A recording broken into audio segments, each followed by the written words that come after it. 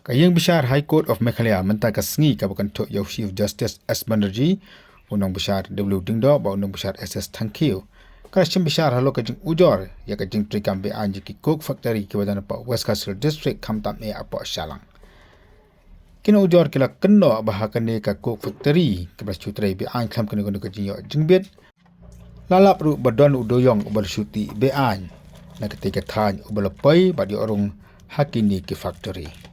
Syuk-syuk kan dikajing simbisa da barok laingot kina besar ni ketaka full bench. Kalau bu jeng keliru, alo kajing edon keti jong ki katu kan nengot ki pulit ki badan apa Shalang. Syuk-syuk kajing simbisa kala ongru badion pentip saka justice kata ki commission ni komiti kebatuket alo kajing tibi anya haka jalan Meghalaya.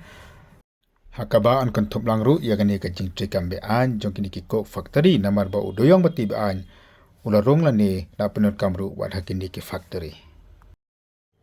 Kayang Besar kala betharu ia kini ujor badi bantoket benya dan banwat benya ahlo kane bat kasai syambiang haka laiterik jong ubnai banwan man Besar biang ia kani kajing kenok bakajing ujor haka badai bakajing trikam ki coke factory kamtam e haka badai bakajing kenok ia kajing tu jo udoyong berarti be an ani berabu bandi syakini ki coke factory.